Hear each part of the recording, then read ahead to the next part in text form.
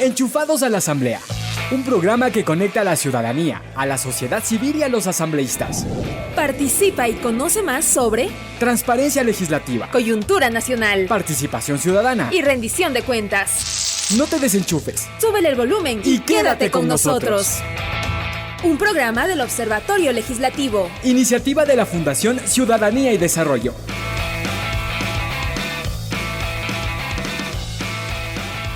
Hola a todos, bienvenidos a un nuevo programa de Enchufados a la Asamblea.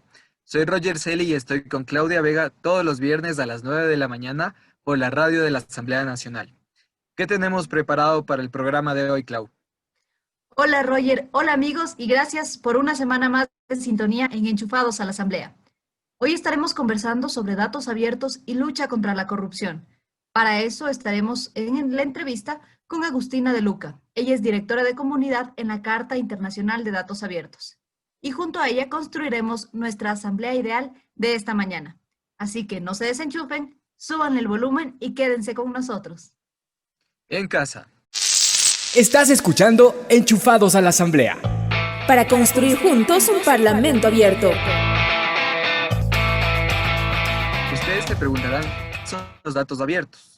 Y pues son aquellos que pueden ser utilizados, reutilizados y redistribuidos libremente por cualquier ciudadano y que puedan ser compartidos de la misma manera en la que se presentan. Vamos a estar contándoles algunos de estos beneficios, entre ellos desde el acceso a la información pública y mayor transparencia en las diferentes funciones del Estado, Clau. Así es, también ayuda al control social y mejora la rendición de cuentas. Ayuda también los datos abiertos a los ciudadanos para que se puedan dar cuenta de cómo sus impuestos están impactando en el desarrollo de su país. También implementar datos abiertos en temas como financiamiento de las campañas electorales, contrataciones públicas y gestión de los diferentes poderes del Estado nos permitiría conocer cómo se usan nuestros recursos y también nos permitirían mitigar posibles actos de corrupción. Algunos ejemplos de la implementación de datos abiertos en las políticas de otros países, así como la existencia de organizaciones de la sociedad civil que trabajen en temas de anticorrupción, son, como primer caso, tenemos Uruguay, el cual es un referente regional en datos abiertos, ya que ocupa el puesto 17 en el ranking global del Barómetro de Datos Abiertos. Este es un ranking elaborado por la Fundación World Wide Web, también conocida como la Fundación Web. En este país, las entidades públicas deben presentar portales virtuales donde se publican de manera estandarizada y sistemática datos y visualizaciones. Desde 1995 existe Uruguay Transparente, que es la primera organización del país dedicada al combate a la corrupción. ¿Qué pasa en Chile? Bueno, Chile tiene un caso interesante, ya que en el año 2014 se planteó un modelo de gestión de transparencia, pero a nivel municipal. Y este modelo propone liberar datos. Fue diseñado por el Consejo para la Transparencia mediante un proceso colaborativo en el que participaron 50 municipios de ese país, Roger.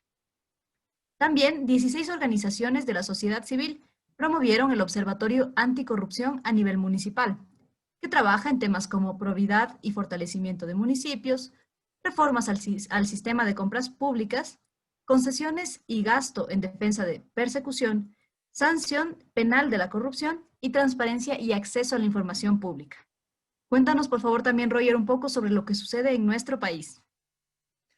Bueno, Ecuador por su parte pasó del puesto 42 al 67 en el ranking mundial del Barómetro de Datos Abiertos, mostrando un retroceso en la implementación de políticas de datos abiertos.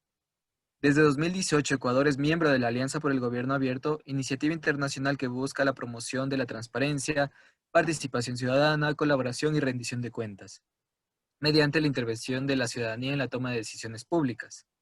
Este plan tiene dentro de sus compromisos dos que tienen que ver con datos abiertos, Clau. El primero es la creación de una política de datos abiertos y la segunda, la implementación de un portal de datos abiertos. Algunos ejemplos de cómo el gobierno y la sociedad han abierto datos en el país es el caso de Sercop, quien tiene un sistema de contratación pública mediante el cual la ciudadanía puede ver el estado y el costo de los contratos.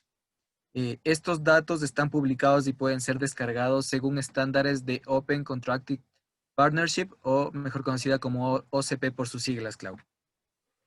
Bueno, y aquí cabe hacer una pequeña cuña publicitaria, ya que Fundación Ciudadanía y Desarrollo tiene varias iniciativas en el país que buscan transparentar información y que también buscan presentar esta información en datos abiertos para que la ciudadanía pueda realizar sus propios análisis. Esas iniciativas son, por ejemplo, Observatorio Legislativo, que es de hecho el observatorio que se encarga de producir este programa. También tiene Observatorio de Gasto Público, Observatorio de Contratación Pública, un Observatorio del Financiamiento de la Política, un Observatorio Judicial y también cuenta con una herramienta denominada Radiografía Política. De varias iniciativas gubernamentales y también de iniciativas de la sociedad civil, estaremos conversando en el siguiente segmento con nuestra invitada de esta mañana. Enchufados a la Asamblea. En la radio de la Asamblea Nacional. Continuamos con su programa Enchufados a la Asamblea.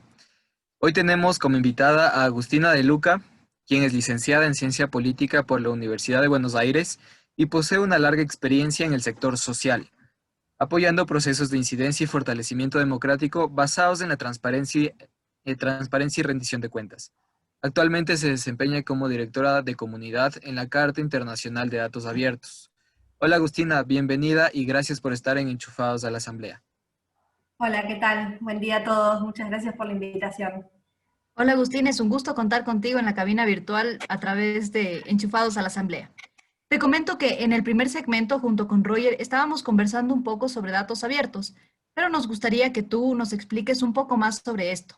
¿Qué son los datos abiertos y por qué es importante que la ciudadanía los conozca? Bueno, a ver, los datos abiertos son información, digamos, no dejan de ser conjuntos de información y de atributos que la ciudadanía tiene que conocer para poder monitorear el gobierno, generar impacto, desarrollar su propia inversión.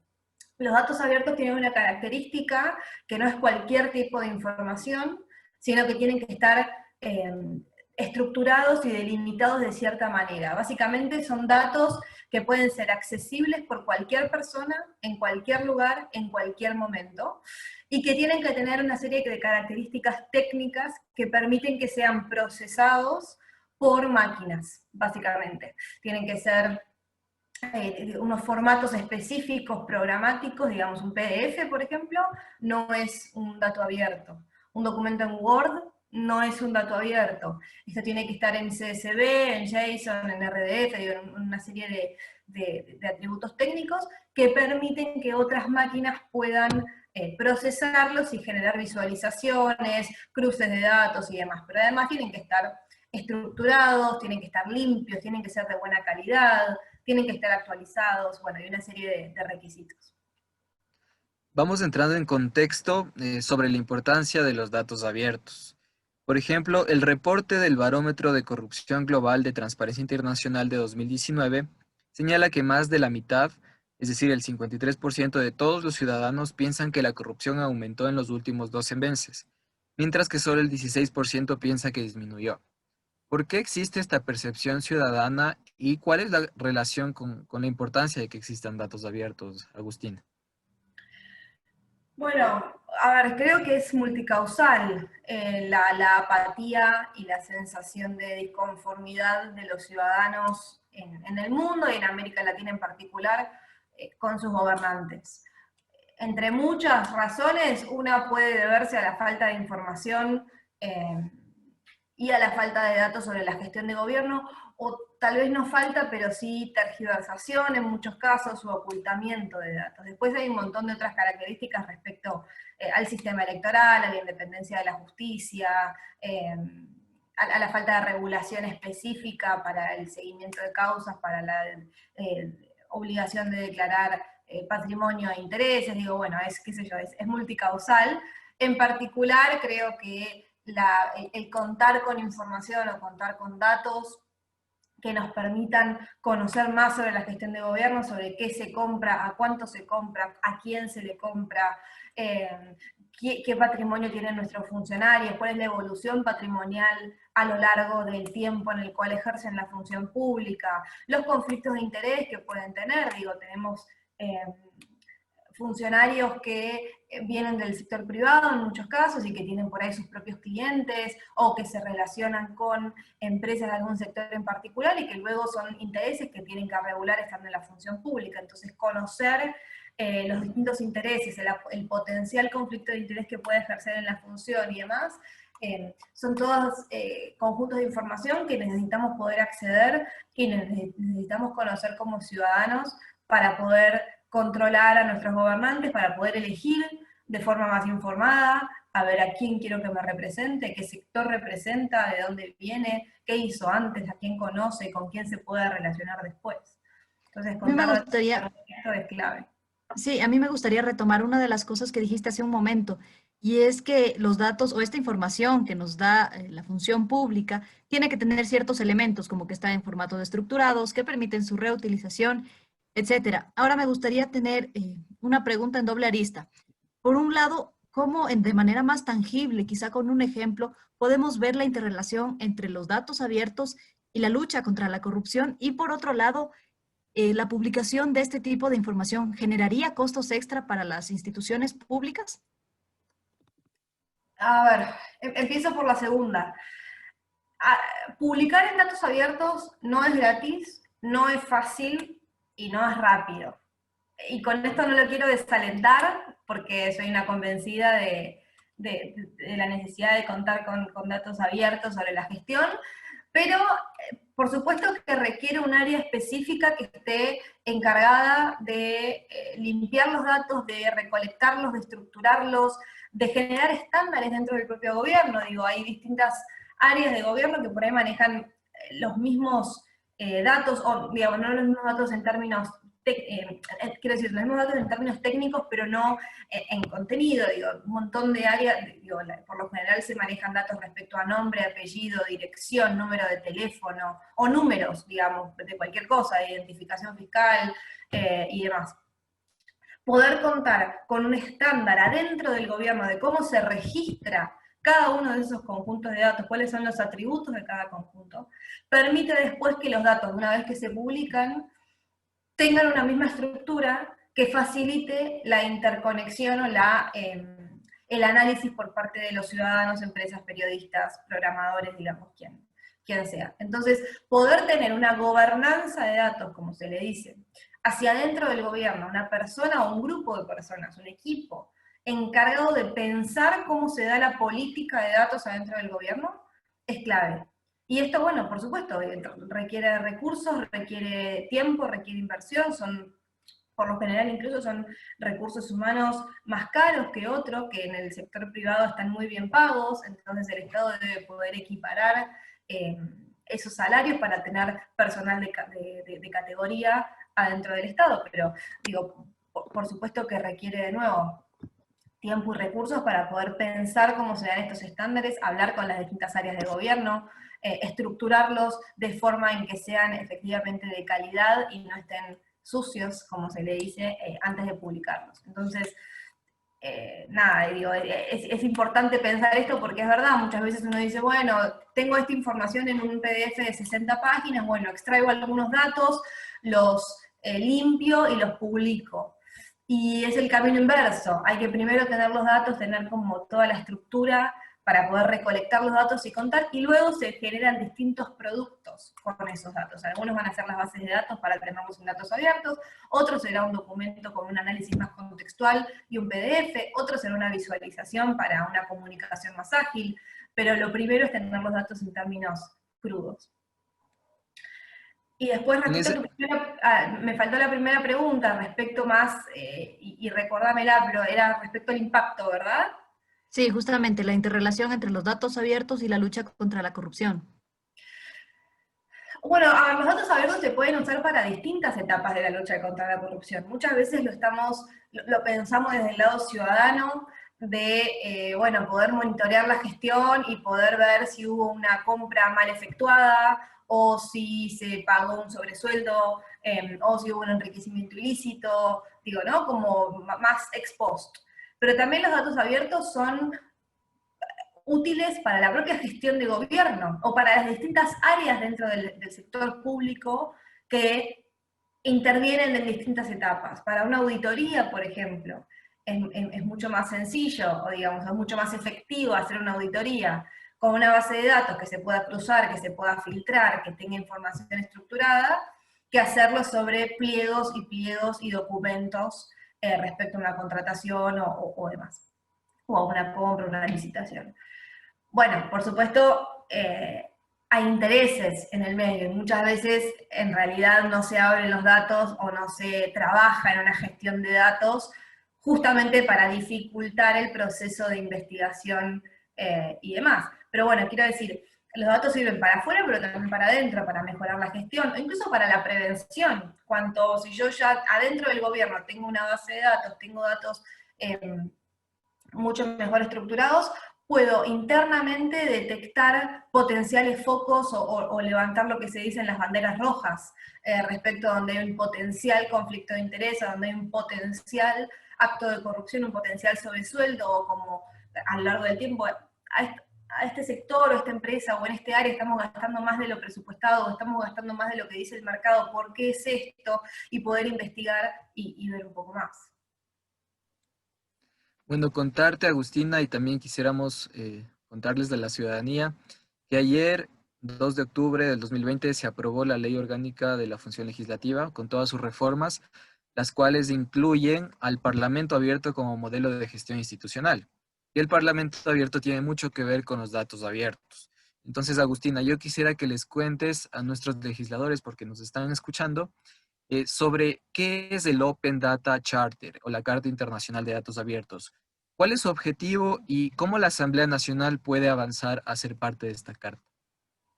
Bueno, la Open Data Charter o Carta Internacional de Datos Abiertos en español es lo que dice su nombre, una carta, es como un documento, un memorando que establece 6 principios básicos para cualquier institución pública que quiera hacer datos abiertos. Surge a lo largo de conversaciones internacionales por parte de gobiernos y de organizaciones, como una especie de declaración conjunta sobre, bueno, cuáles son los 6 principios para un dato abierto. A lo largo del tiempo nos fuimos constituyendo como institución independiente, que es lo que somos hoy, y nuestra misión es promover la apertura de datos a lo largo del mundo, en gobiernos nacionales y subnacionales, con un especial énfasis en la apertura de datos por defecto, que ahora explico qué significa, pero mirando la privacidad y el uso ético de los datos. No hay que perder de vista que, por supuesto, en todo proceso de apertura de información tenemos que considerar cuestiones que son sensibles,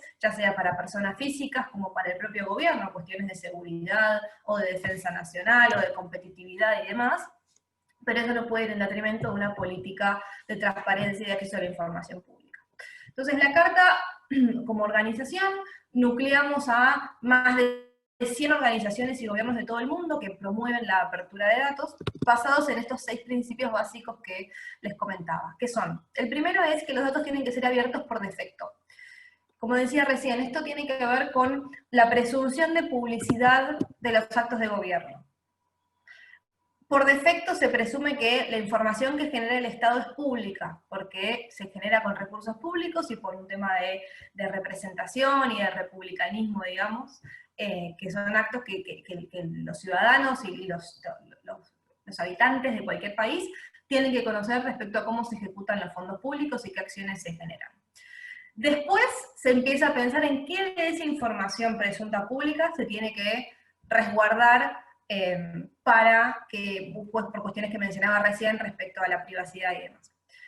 Incluso hay técnicas de anonimización de datos para prevenir la identificación de una persona y poder publicar los datos aun cuando en duro, digamos, en crudo, contienen datos sensibles. Entonces, la presunción de publicidad respecto a que los datos tienen que ser abiertos por defecto, para nosotros es nuestro mantra, es clave, es lo principal.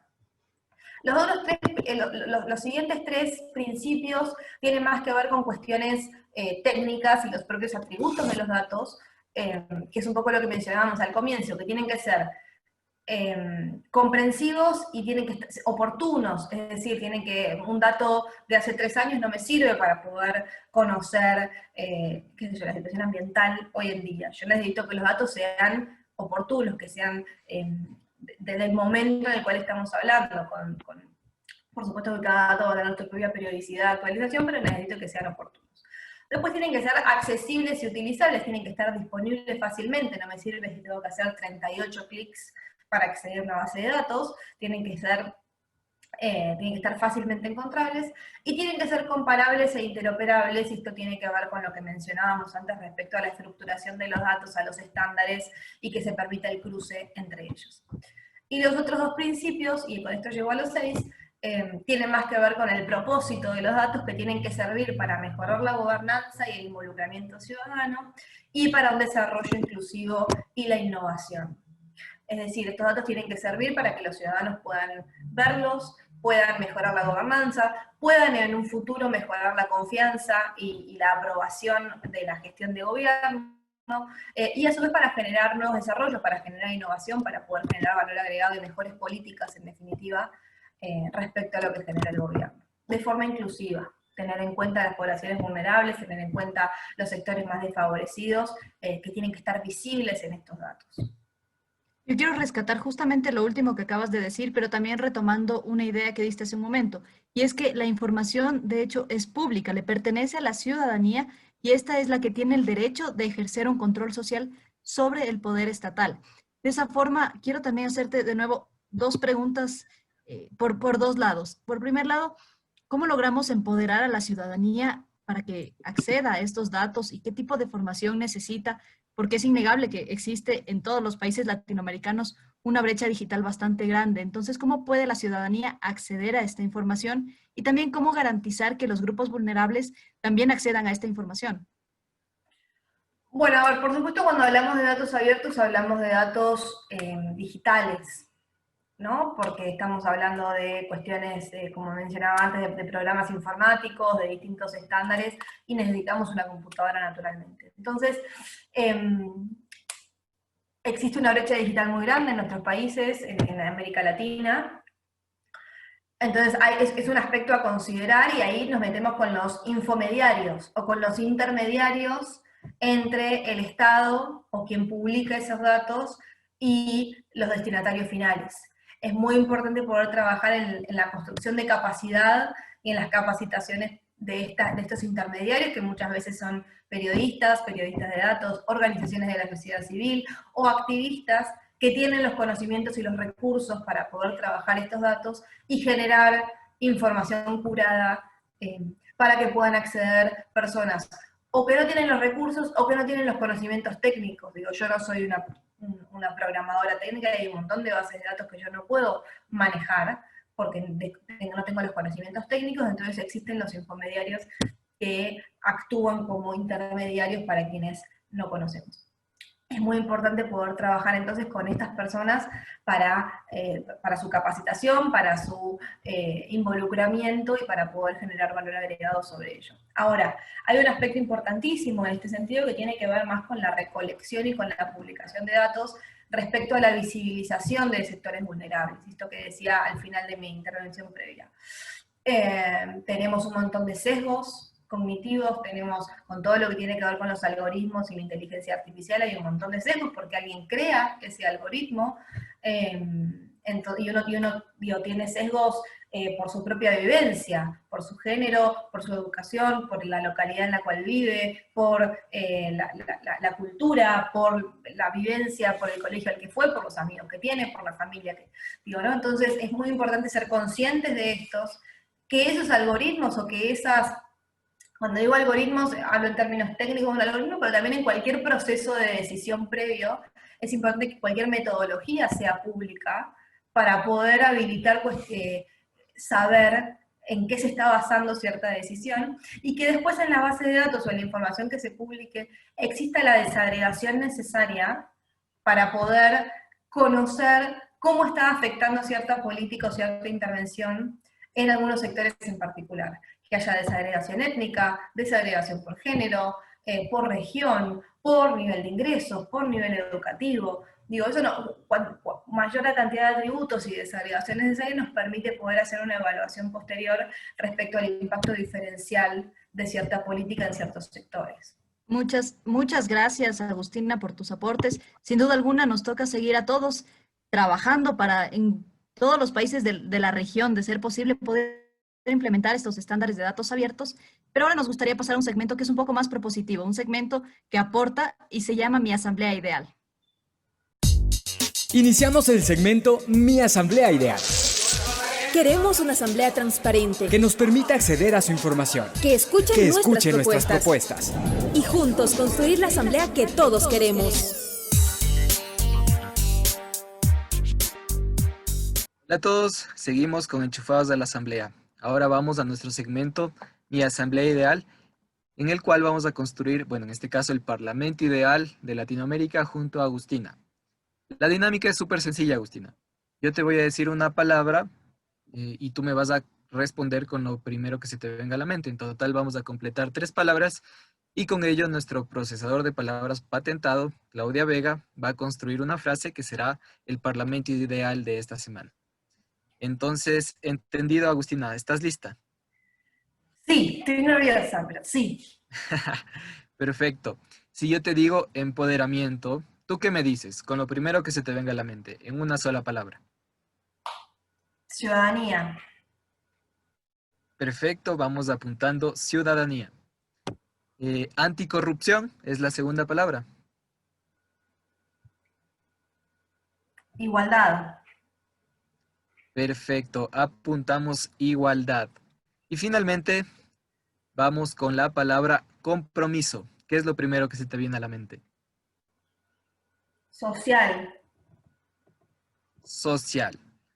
Tenemos nuestras 3 palabras ingresadas en el procesador de palabras patentado para el Parlamento Ideal de esta semana. No se lo pueden perder.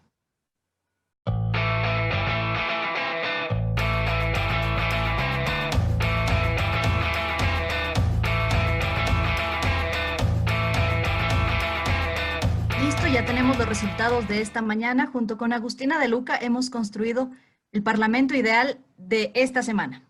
Y el Parlamento es aquel que garantice igualdad y que facilite el compromiso social con una ciudadanía verdaderamente empoderada. Agustina, ¿cómo logramos este Parlamento?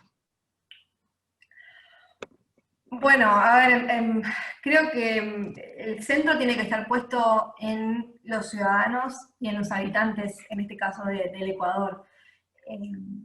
Escuchar sus demandas, escuchar cuál es la necesidad. Bueno, hablamos del Parlamento, así que hablamos en términos normativos, hablamos en qué leyes son necesarias, cuáles están reglamentadas, cuáles no, dónde hay vacíos legales, cuáles son las prioridades de una cosa que a mí que creo que es clave. Cómo se construye la agenda legislativa, es un tema de lucha de poder, es un tema de que se construye colaborativamente con las poblaciones que busca afectar, cómo se definen las prioridades, de por qué se debate antes una ley impositiva que una ley ambiental, o por qué una cuestión de salud y no una educativa, cómo se construye esa agenda. Entonces, poder involucrar a la ciudadanía en la construcción de las prioridades parlamentarias creo que es clave, y después en el proceso parlamentario, escuchar a las poblaciones vulnerables, escuchar cuáles son sus necesidades, construir colaborativamente la potencial solución, y que haya transparencia respecto a cómo se toman las decisiones,